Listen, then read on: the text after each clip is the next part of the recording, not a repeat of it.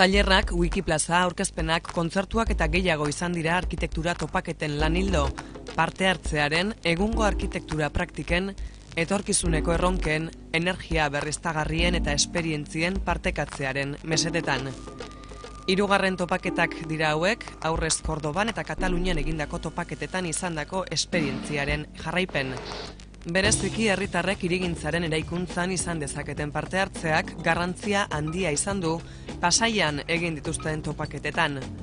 Sortzen ari den sarea da arkitektura kolektiboak. Etorkizuneko hirigintza jasangarriaren erronkak bide lagun izango dituena.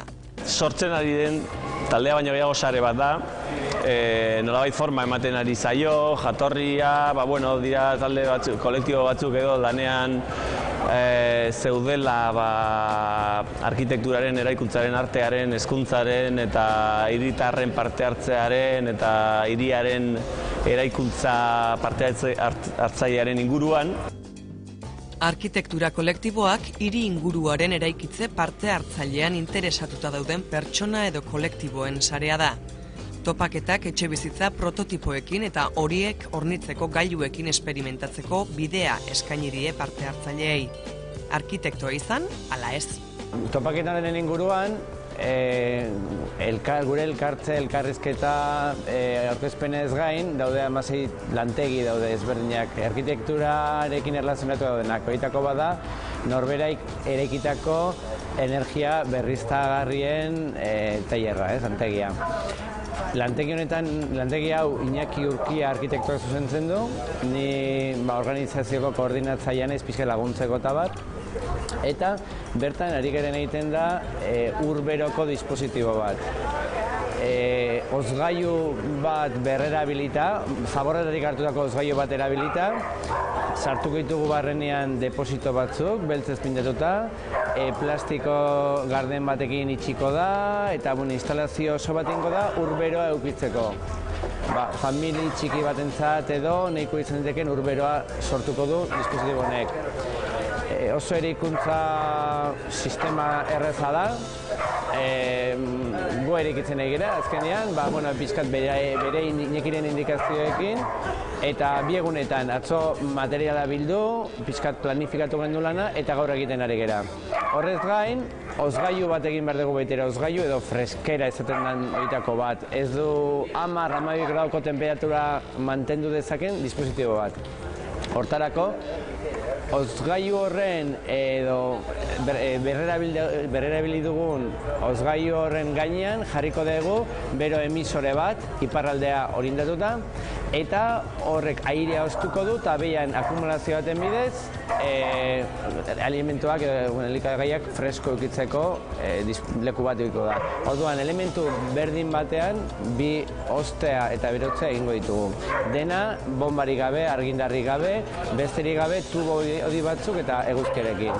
Eta hori, etxebizitza moduluari akoplatuko diogu ja martxan egon dadin.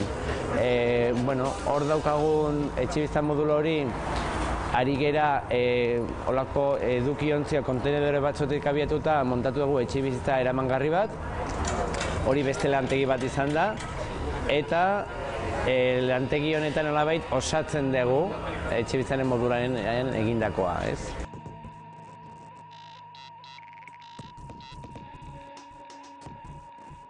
Izan ere edukiontziak gaurko etxebizitzaren alternatiba erreala izan daitezkela frogatzea izan zen topaketen abia puntua. Hauetako batzuk etxebizitza gisa moldatu dira topaketetan zehar erabiltzeko. Proiektu horrek duela 3 urte hasi zuen bere bidea. Santiago Zirujeda eta Recetas Urbanasek momentu batean jaso zuten obrako modulu batzuk hijitoen asentamendu batengatik, nolabait desalojatu zena, eta modulu horiek banatu zituen kolektibo ezberdinen artean, bakoitzak zerbait egiteko espazio bat behar zutenak, sortzeko espazio bat, behar hori asetzeko. Ondoren egin zuten topaketa bat, bakoitzak kontatzeko haien esperientzia. Hortik ja sortu zen talde edo kolektiboen sarearen hasiera bat, gero beste topaketa bat egin zen, bigarren topaketa horretan gu Metxea hemengo kolektiboa egon ginen, Eta hortik atera ginen ilusio handiarekin, energiarekin, ideia askorekin, gure lana ere nolabait kontsolidatua ikusi genuen besteekin konpartitu genuenean. Eta bueno, berotuta atera ginen handik aurreko iraian Katalunian, San Pere de Torellon egon ginenean. Eta erabaki genuen, proposatu genuen, guk antolatzea beste topaketa bat. Eta aurreko topaketetan bezala, artea eta arkitektura oinarri, hiriaren eraikuntza eta kudeaketaren gainean pentsatu eta eztabaidatu dute. Besteak beste auzolangintza, irakaskuntza, artea, ekologia, pentsamendua, arkitektura, kudeaketa kulturala, kooperatibismoa, etxebizitza eta teknologia berrien esparruetatik datozen kolektiboek hartu dute parte, baita pertsona arruntek ere. Taldean lan egiteak sarearen filosofiaren garapenean indarra ematen diela ondo dakite. Nos dimos cuenta que la manera de operar conjuntamente nos daba bastante fuerza, ¿no?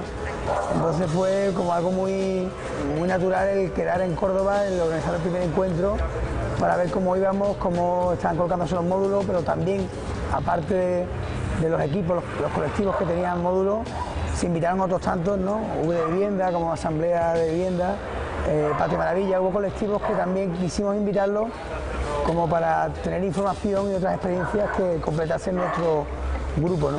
Pero esto, empezamos con 14, 15 colectivos, hace 3 años, ahora hay 54, y realmente hemos ido entendiendo, supongo que la potencia política o de incidir en algunas políticas urbanas en la medida que ha ido creciendo el grupo, ¿no?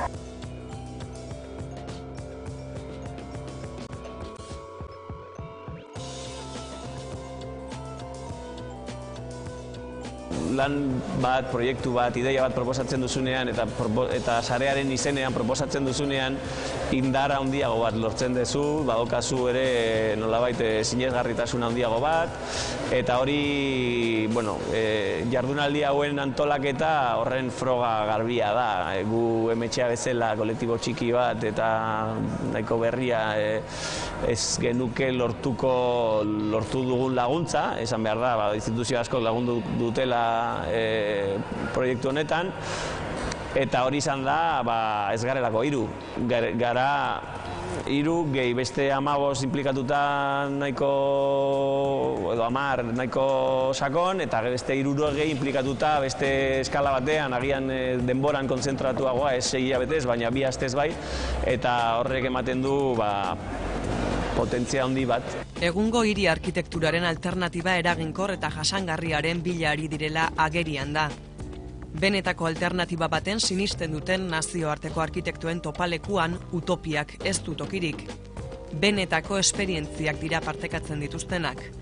Etorkizuneko arkitektura ingurunearekin errespetagarriagoa izan daitekeela, ez da amets gauza ezina eurentzat, inolaz ere.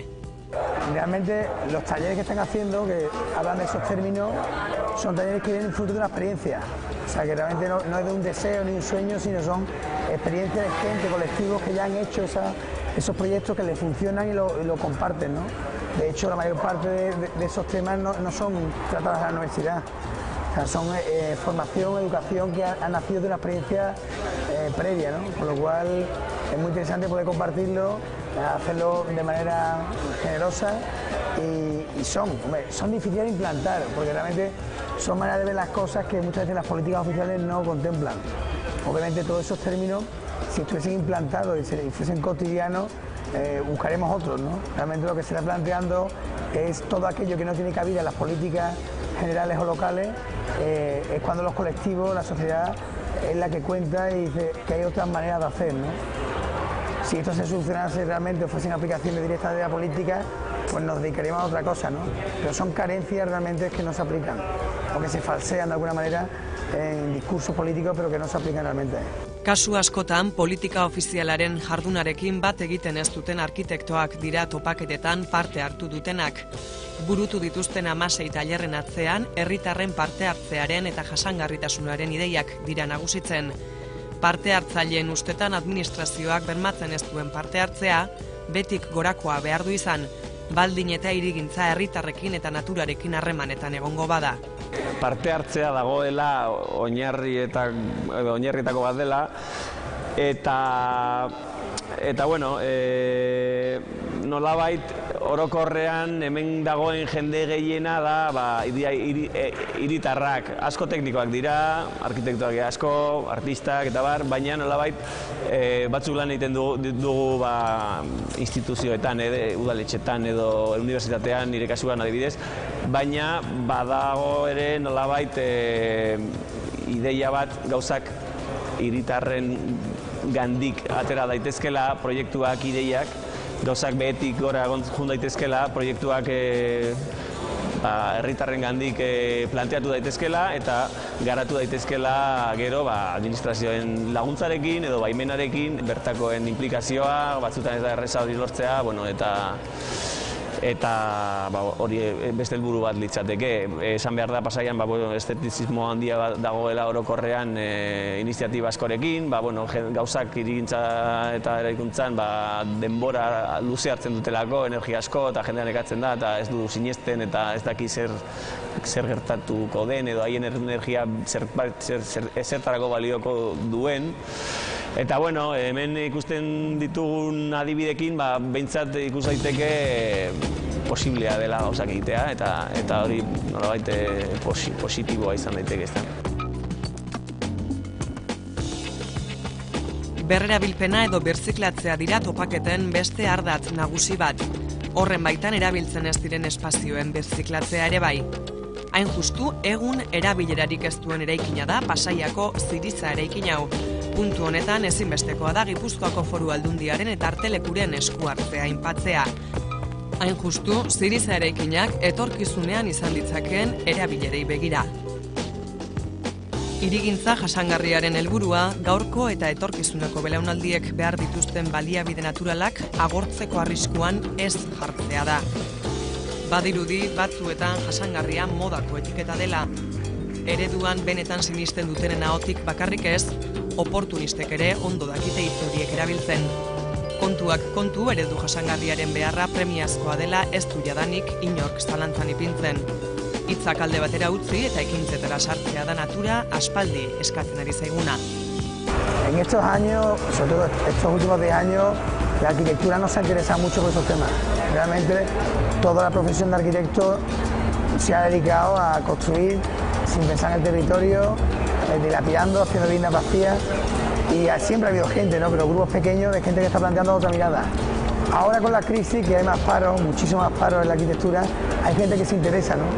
Algunos porque ven una salida profesional posible, otros porque tienen un compromiso real social y político y otros porque no tienen otra alternativa, ¿no? O sea, habrá oportunistas, habrá aburridos, habrá gente que se interese de nuevo, que no tiene esa mirada y de repente le interesa y participa y colabora, pero son temas que siempre han estado presentes en la arquitectura y en el urbanismo, pero por modas o por épocas no se han usado, ¿no?